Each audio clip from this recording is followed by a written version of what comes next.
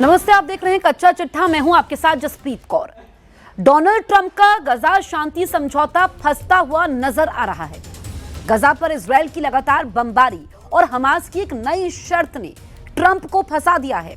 वहीं तुर्की के राष्ट्रपति एर्दोआन ने इजरायल को चैलेंज करने वाली एक ऐसी बात कह दी है जिससे नेतन्याहू का गुस्सा 7वें आसमान पर पहुंच गया है।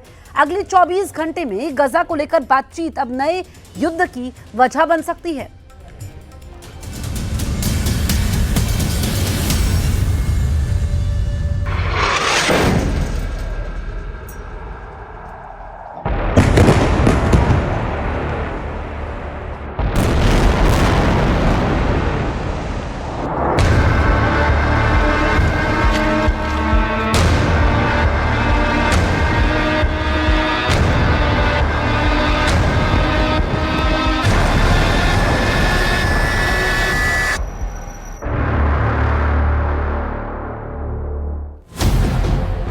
एक तरफ अमेरिका के राष्ट्रपति डोनाल्ड ट्रंप, दूसरी तरफ इजराइल के प्रधानमंत्री बेंजामिन नेतन्याहू और बीच में एक बार फिर खड़ा हो रहा है हमास का प्रमुख याह्या सिनवार, जो ठीक 1 साल पहले गाजा के खंडहरों में मारा जा चुका है। हमास और इजराइल के युद्ध में अचानक याह्या सिनवार की एंट्री कैसे हो रही है?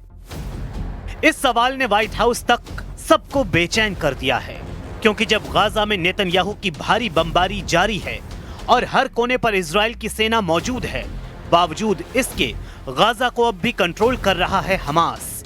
हमास ने डोनाल्ड ट्रंप के सामने बहुत बड़ी शर्त रख दी है। हमास ने कहा है कि अगर डोनाल्ड ट्रंप गाजा पर डील चाहते हैं तो इजराइल को याह्या सिनवार की लाश लौटानी होगी।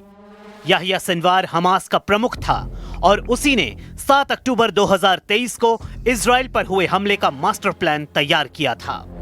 याह्या सिनवार की लाश वापस लेकर आखिर क्या चाहता है हमास, और क्या है इस डिमांड को लेकर हमास का एजेंडा? इस सवाल ने अमेरिका के राष्ट्रपति डोनाल्ड ट्रंप और इजराइल के प्रधानमंत्री बेंजामिन नेतन्याहू को बहुत बड़ी उलझन में डाल दिया है, क्योंकि इजरायली बंधकों को लेकर डील अब तक फाइनल नहीं हुई है। और इस बीच पूरी पिक्चर में याह्या सिनवार की एंट्री ने डील में बड़ा वाला पलीता लगाने का काम किया है। हमास की डिमांड है कि न सिर्फ याह्या सिनवार की लाश सौंपी जाए, बल्कि उसके भाई मोहम्मद सिनवार की बॉडी भी वापस की जाए, और ये शर्त डोनाल्ड ट्रंप के गाजा पीस प्लान का हिस्सा मानी जाएगी। The Sunday evening deadline was to hear back from Hamas on the proposal one way or another. And of course, on Friday, Hamas put out a very clear statement in the president's view that they accept the president's framework, and that's why those technical talks are now underway. But again, we want to move very quickly on this, and the president wants to see the hostages released as soon as possible. Israeli media में हड़कंप much गया है। आखिर Yahya Sinwar की लाश वाली demand के पीछे हमास का बड़ा मकसद क्या है? अमेरिकी मीडिया से आई इस रिपोर्ट ने अचानक गाजा डील पर बहुत बड़ा ब्रेक लगा दिया है। हमास को लेकर हो रही गाजा डील में सभी 22 इजरायली बंधकों को रिहा करने की शर्त है, जिसे हमास ने मान लिया है। इसके अलावा 26 बंधकों के शव भी हैं। ये वो इजरायली नागरिक थे जो हमास के बंधक थे और फिर हमास और इजराइल की मुठभेड़ के दौरान मारे गए या इजरायली बमबारी में जिनकी जान चली गई। यानी हमास लाशों की अदला बदली भी चाहता है। أولويتنا الوقف الفوري للعدوان الصهيوني وحرب الإبادة على قطاع غزة، ونجدد عهدنا بالتمسك بكامل حقوق شعبنا الوطنية الثابتة والدفاع عن تطلعات شعبنا الأبي في التحرير والإصلاح والاستقلال।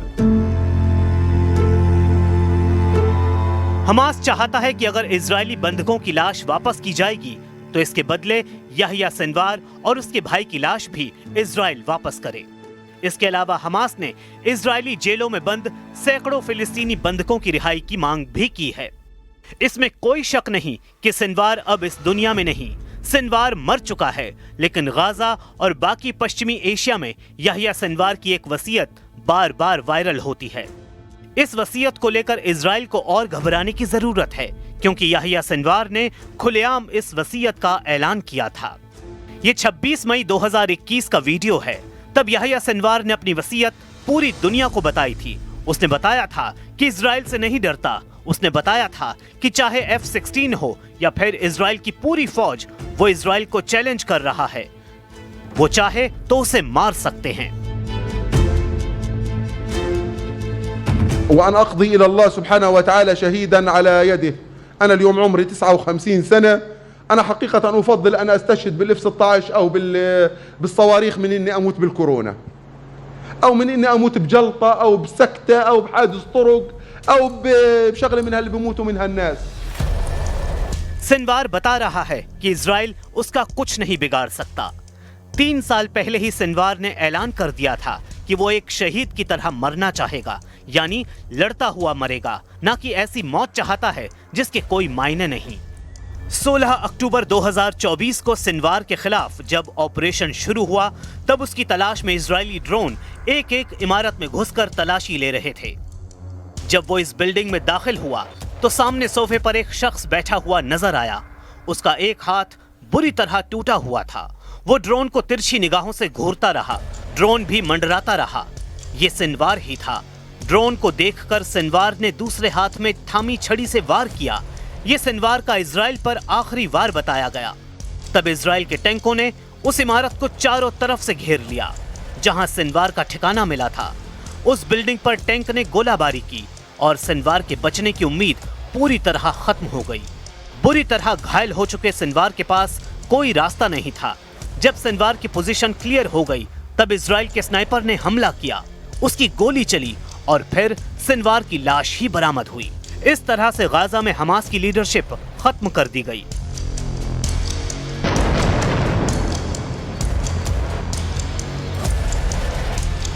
गाजा का मौजूदा स्टेटस बहुत ही खतरनाक दौर में पहुंच गया है।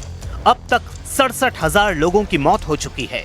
1,60,000 से ज्यादा लोग घायल हैं। गाजा पर अब भी इजराइल के वो बंकर बस्टर बम फट रहे हैं जिनकी अमेरिका से सप्लाई लगातार जारी है।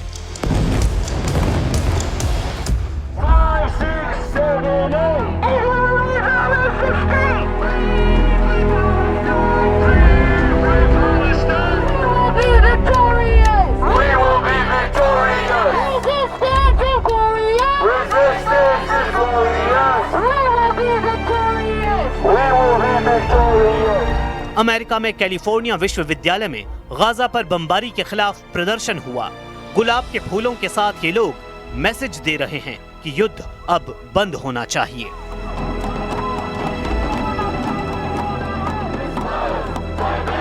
The roses and the flowers, they're a symbol of peace, they're a symbol of humanity, of hope, you know. We're talking about innocent civilians and children. There's not a military on military war going on here, you know. Hamas के पक्ष में एक बार फिर तुर्की के राष्ट्रपति Erdogan आ गए हैं। Erdogan ने कहा है कि गाजा में शांति लौटे, इसकी जिम्मेदारी सिर्फ हमास पर नहीं डाली जा सकती। Filistin Direniş Örgütü Hamas, Sayın Trump'ın barış planına son derece müsbet cevap vermiş. Böylece barış iradesini çok net ortaya koymuştur. Ancak şurası bir gerçek ki barış tek kanatlı bir kuş değildir.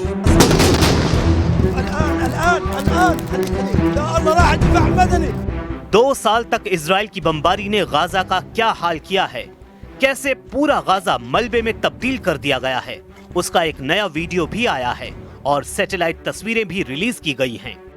ये संयुक्त राष्ट्र के satellite centre से release की गई तस्वीरें हैं। संयुक्त राष्ट्र के मुताबिक गाजा में 1,93,000 इमारतें या तो पूरी तरह तबाह कर दी गई हैं या अब रहने लायक नहीं बची हैं। गाजा में 213 अस्पताल और 1,029 स्कूलों को टारगेट किया गया और उनको बड़ा नुकसान पहुंचाया गया है। गाजा में इस वक्त 36 में से 14 अस्पताल ही थोड़ा बहुत काम कर रहे हैं। दक्षिण गाजा में तो बहुत बुरा हाल है क्योंकि गाजा की 20 लाख से ज्यादातर आबादी अब इसी इलाके में है।